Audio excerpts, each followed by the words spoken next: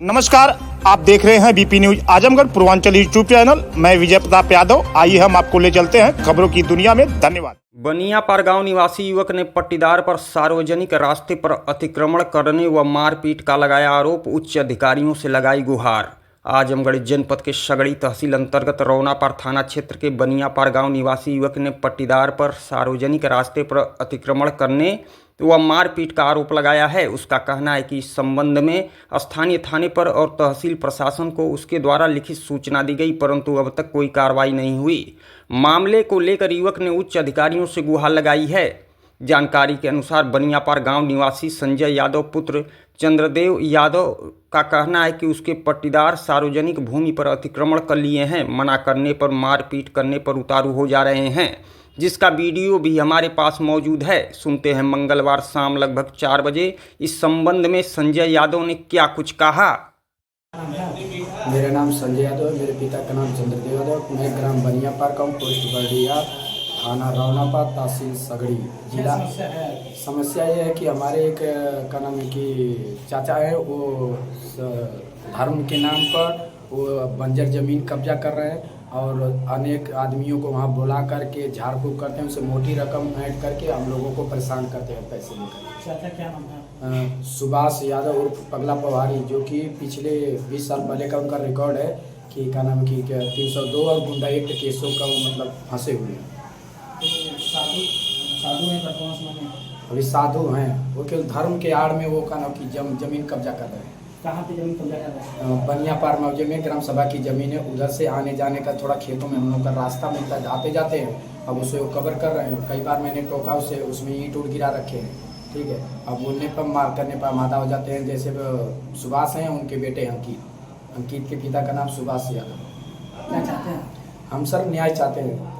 कहाँ गए थे? कहाँ आपने? हमने थाने पर भी एप्लीकेशन दे रखा है और तहसीलदार साहब के पास एप्लीकेशन दे रखा है। अभी तक तो कोई कार्रवाई नज़र नहीं आई मेरे को। कितने दिनों से प्रकरण चल रहा है? ये चल रहा है 16 तारीख से, मतलब ये चल रहा है। 16 तारीख को एप्लीकेशन दिया थाने पे और उसके बाद का नाम है कि क्या उम्मीद करते हैं शासन प्रशासन? अब उम्मीद ही रखते हैं शासन प्रशासन से कि मेरा न्याय हो जाए। वर्तमान स्थिति और नंबर 2 के धंधा करते हुए वर्तमान स्थिति क्या? वर्तमान स्थिति वही है कि आज मंगलवार है, दूर दराज से औरतें और आदमी आए हैं वहाँ पर झाड़ फूँक कराने के लिए, जिससे मोटी रकम उसे और अवैध धंधा करते हैं। ये साधु हैं तो झाड़ फूँक करेंगे ही करेंगे। अबे धंधा क्या करते हैं? धंधा में यही गांजा हो जाए और एक नाम है कि ये तो गांजा का धंधा करते हैं, क्योंकि दोनों बेटे उनके घर रहते हैं और उनके दोनों बेटे घर रहते हैं, तो पैसे कहाँ से आते हैं इतने? इसके पहले भी कोई खबर या कुछ वायरल हुआ था वीडियो? नहीं, इसके पहले कोई वीडियो वायरल नहीं हुई। क्या चाहते हैं? हमें न्याय चाहिए और कुछ नहीं चाहिए। वहाँ हमारा हम लोग 6 भाई हैं, 6 का हिस्सा बराबर होना चाहिए। सुभाष साहब के क्या लगते हैं? चाचा लगते हैं, सगे चाचा। वो मार करने पर हम आधा है मेरे से। ऐसा क्यों मतलब करते हैं कि वो सोचते हैं हम लोग कमज़ोर हैं, इसलिए कम बाकी चाचा लोग उनके बराबर में नहीं है, इसलिए वो कमजोरी हम लोग को देख करके दबाना चाहते हैं। आप कहाँ रहते हैं?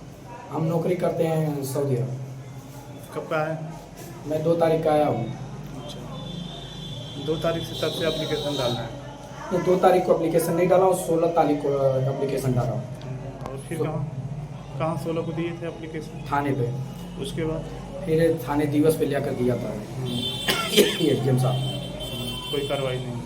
अभी तक तो सर कोई कार्रवाई नज़र नहीं आई।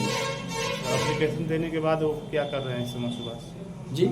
एप्लीकेशन डाल दिए तो सुभाष की इस समय प्रक्रिया क्या है? और उस जमीन में जो जमीन बाधित है उस पर ईंट गिरा रखे हैं और वहाँ पर अतिरिक्त आदमी को बुला करके अपना वो गांजा वाजा पीते हैं और देश भर के बवंडर 10-11 बजे रात तक वो बंदे जुट के गाली गलौज करते हैं, उल्टा सीधा बयानबाजी करते हैं, माहौल ख़राब करते हैं।